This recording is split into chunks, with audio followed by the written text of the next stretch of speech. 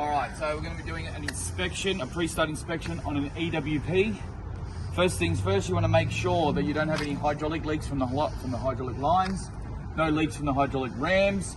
You want to make sure your keeper pins are in place and they're held in place. You want to make sure there's no rust, there's no cracks in the welds. You want to make sure that your tracks are okay. Your outriggers, same thing. Check for your welds, check for the cracks, make sure there's no leaks.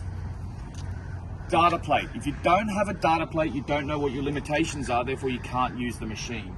You also need to check the bolts, no missing bolts, no loose bolts.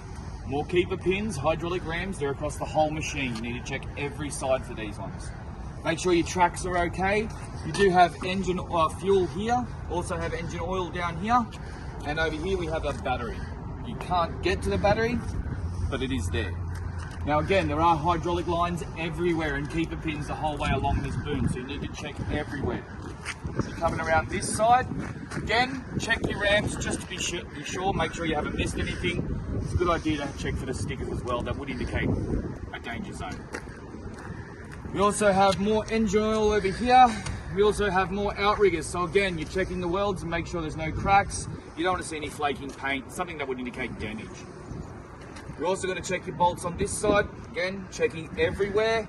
You have a hydraulic tank over here with a sight glass. So this sight glass here will tell you if you have enough oil or not enough. If it's down at this red line and you haven't set the machine up, you don't have enough oil.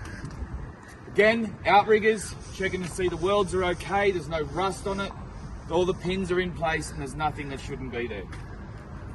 Alright, again, you have more hydraulics. These is where the controls are, so this is where most of it is. Double check everywhere, make sure there's no leaks. Alright, coming around to the front to the actual basket now. Now you want to make sure that your levers are marked. They are up in here, they are done by pictures, so it's very, very easy to see. And you have your control panel here. Just make sure everything is clearly labelled and marked up well. And that should be your pre-start inspection.